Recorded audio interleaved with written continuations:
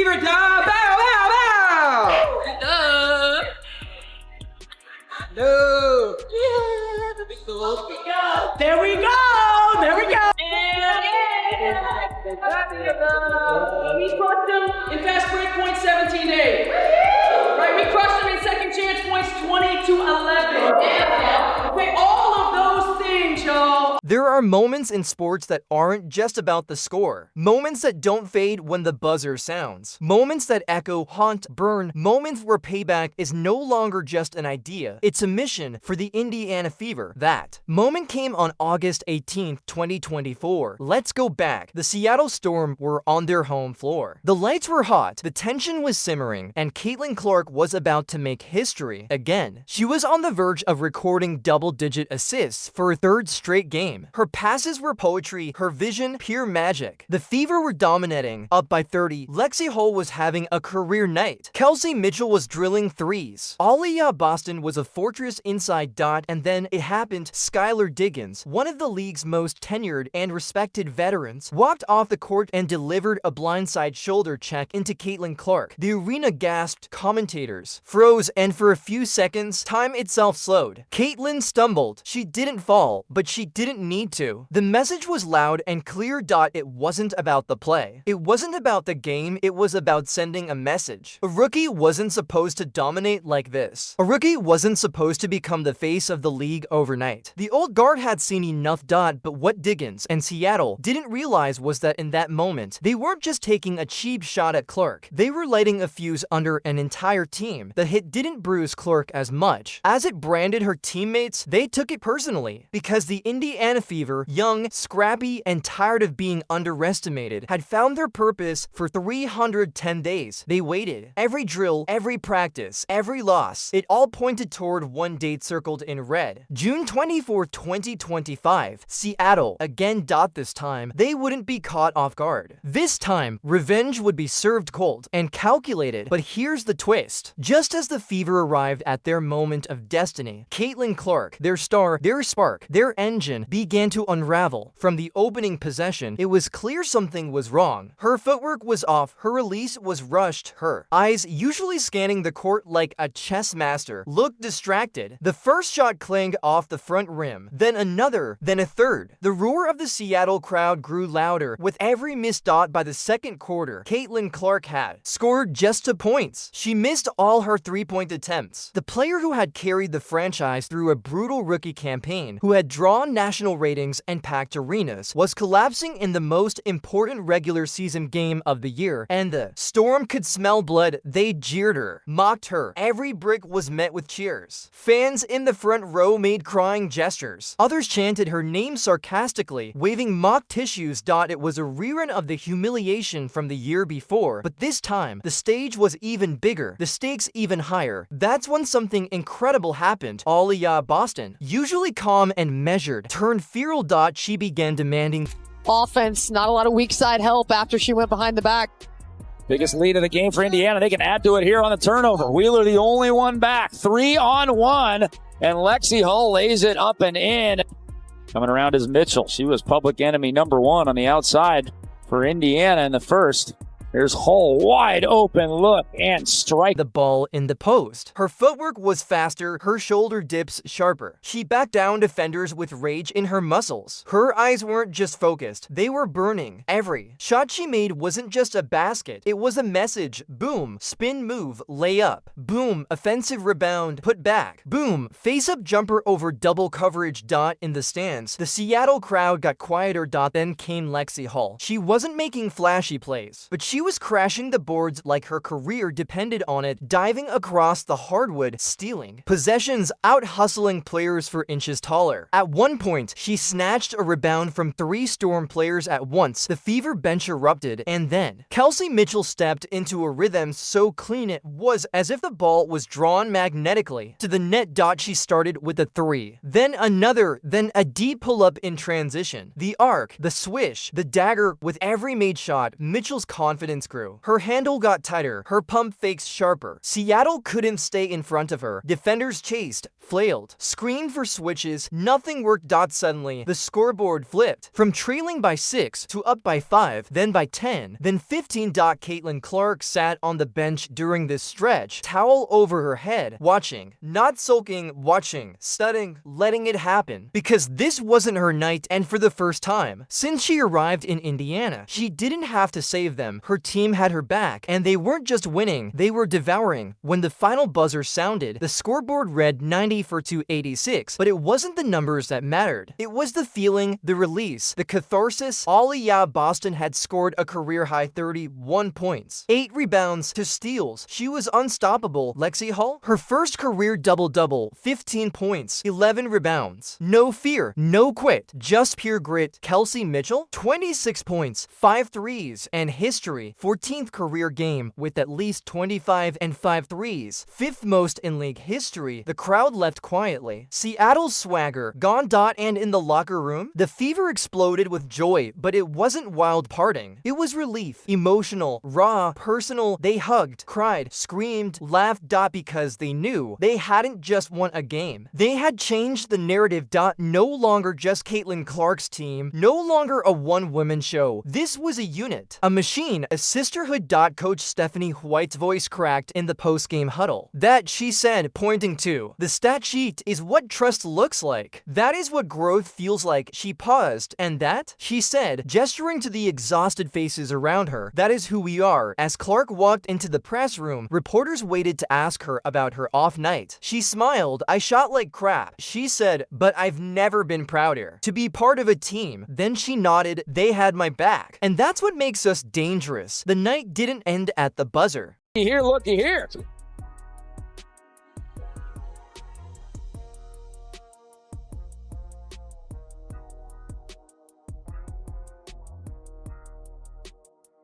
This Mitchell goes right in at Ezzy Magmagor and scores.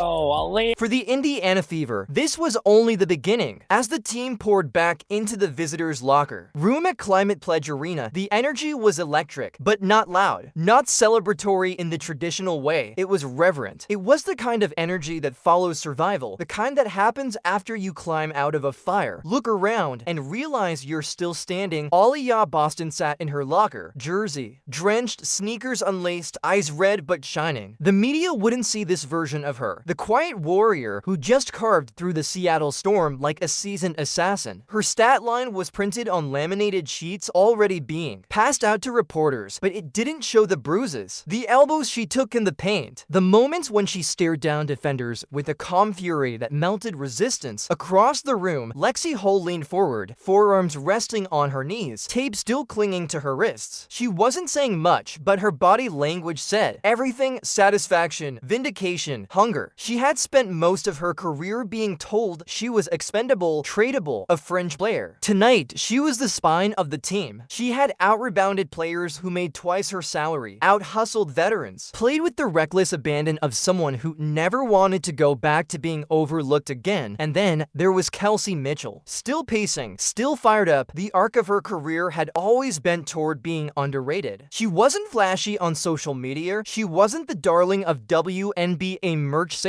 But tonight, she became something different. She wasn't just a scorer anymore. She was a closer, a punisher, the player who, when the game got tight and the lights got hot, said, "Give me the ball," and buried shot after shot. Reporters filtered in. Cameras clicked. Microphones hovered. Coach Stephanie White walked to the podium first. She adjusted the mic and leaned in. "I think we grew up tonight," she said. "A lot of people are going to talk about Caitlin's off night, and they should, because she's a huge part of what we do. But tonight wasn't about one player. Tonight was about a team that found itself." One reporter asked about Boston's composure, especially after picking up early foul trouble. White smiled. "She played like a veteran, balanced, smart, physical when she needed to be, patient when it mattered. That's leadership." Another asked about Hull's emergence. "She's always been this player." White said, "You're just finally seeing it on national TV." The questions continued, but one theme kept coming back. How did the Fever manage to dominate the storm storm when their superstar was ice cold. White leaned in again because we're not built around one person. We're built around belief. Back in the locker room, Clark finally spoke. I missed shots tonight, she said with a shrug, but I didn't miss what really matters. And that's trust. She looked at Boston, Hull, and Mitchell. They didn't just play well. They sent a message. She paused, and to be honest, I kind of hope people keep underestimating us. The reporters laughed, but she didn't. I'm serious. Let them think we're one-dimensional. Let them game plan for me, because if you do that, you're going to get 30 dropped on you by Ov, or get boxed out by Lexie, or torched from deep by Kelsey. Pick your poison. The moment echoed beyond that room across the WNBA. Players were watching, coaches were taking notes. Fans were updating power rankings in real time. Because suddenly, the Fever weren't just a curiosity built around a phenom. They were a problem, a blueprint, a team with depth, chemistry, and now confidence. Over the next 48 hours, headlines exploded, revenge served, Fever torch storm, Clark struggles, team shines, is Indiana more dangerous than ever, WNBA wakes up to Mitchell, Boston, whole trio.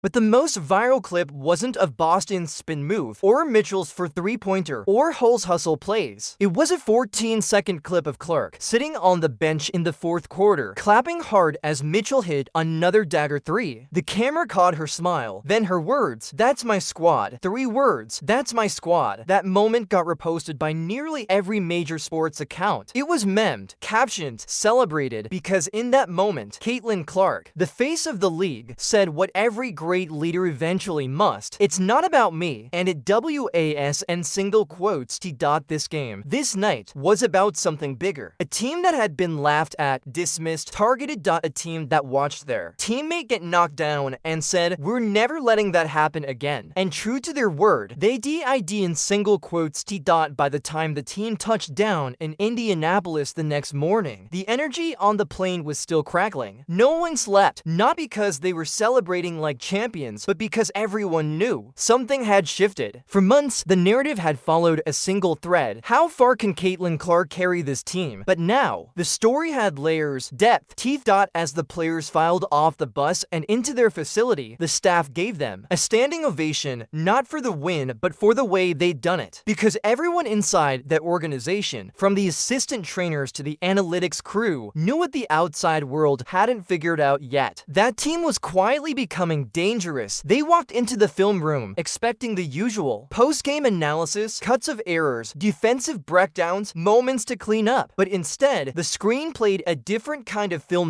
No commentary, no pause button, just a cinematic montage, slow motion rebounds, tight close-ups of sweat-covered brows, hustle dives, help defense, and three-point daggers. It wasn't a scouting tape, it was a highlight reel of belief. When the lights came up, Coach White said only one thing: that's who you are. Don't ever forget it. And from that day forward, they did in single quotes something changed in practice. There was more intensity, more communication, more eye contact. Players were finishing drills with extra passes, helping each other up, clapping. After made shots, Boston was vocal now, calling out screens, directing rotations. Hull took charge of the second unit, treating scrimmages like playoff minutes. Mitchell? She pulled the rookies aside after every drill, offering corrections, praise, and stories from her early seasons. Even Clark's demeanor evolved. She didn't stop being competitive, far from it, but she started deferring more when needed. Not backing down, but stepping back when someone else had the hot hand. She became not just the engine, but the glue, connecting parts, setting tempo, and reminding everyone of the bigger picture. The Fever were no longer trying to prove they belonged. Now, they were trying to prove they could win it all. Then came the road trip to New York, a collision course with the Liberty, Breena Stewart, Sabrina Ionescu, and the high-powered squad that had humiliated Indiana just weeks before. And wouldn't you know it, Caitlin Clark had another slow start. The Liberty defenders swarmed her early. Double teams, traps, elbows on cuts. Her first 3 shots were airballs. Social media ignited again with the usual criticism. She's overrated. She can't handle elite defenses. The Fever are getting exposed. But those posts didn't age well, because while the spotlight burned white hot on Clark, Aliyah Boston was quietly dismantling Jonquil Jones in the post again and again. And again, Hull stole to possessions with full court pressure, forcing turnovers with sheer hustle. Mitchell ice cold from 3 until the third quarter, when she dropped 3 straight in a 2-minute span that turned a 6-point deficit into a 4-point lead. And that's when Clark struck, not with her shot, with her brain. She started picking apart New York's help defense. Cross-court passes, wraparound bounce feeds, overhead lobs in transition. She finished with 8 points, 4 steals, and 14 assists. The Fever won 89-84. After the game, one Liberty player reportedly told a friend they're a real team now. Not just Clark, all of them. That quote made its way back to Indiana. They wrote it on the whiteboard in the locker room. Not as motivation, but as confirmation.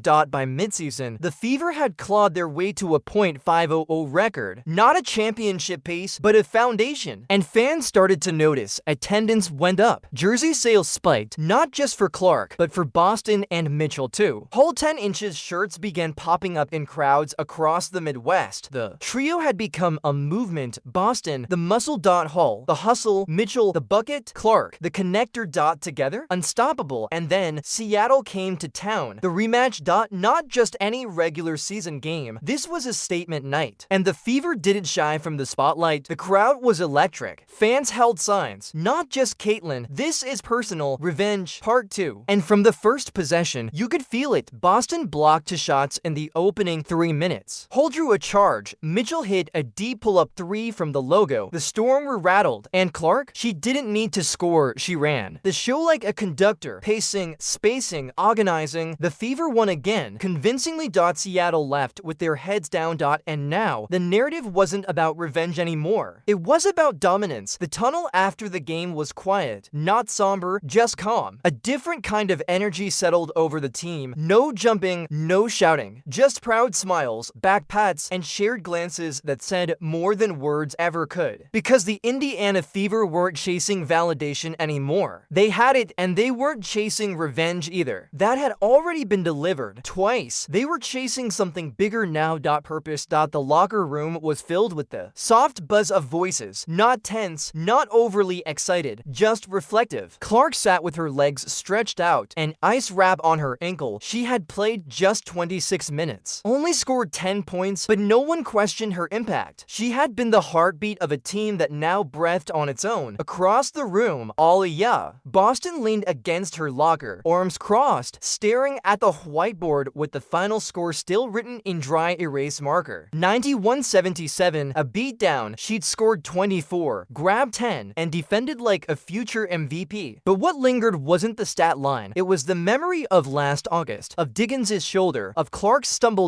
And the knowledge that they'd written a new chapter tonight. Lexie Hull unwrapped her knees in silence. Her stat line was modest, -8 points, 7 rebounds, 2 steals, but her impact had been seismic. She'd played the angles, chased every loose ball, boxed out like the game depended on it. And for the first time, national broadcasters had spent a full quarter talking about her instead of just the stars. That mattered. Mitchell, meanwhile, sat with her feet in a bucket of ice and her phone buzzing with texts from friends, teammates, and old college coaches. 19 points, 4 assists, 0 turnovers. It was the kind of performance that doesn't go viral but wins games. The kind that championship teams are built on. Coach White walked in. The room fell quiet. She looked around and simply said, "Look at you." No pre-game speech, no hype, just pride and truth. "I've been in this league for a long time," she said, "and I've seen a lot of teams that had talent, but very few that had heart, and even fewer that had both." She paused. "You've got both." And she was right. The Indiana Fever weren't perfect. They weren't the most experienced. They weren't the flashiest, but they were building something rare. A culture. A bond. FEARLESS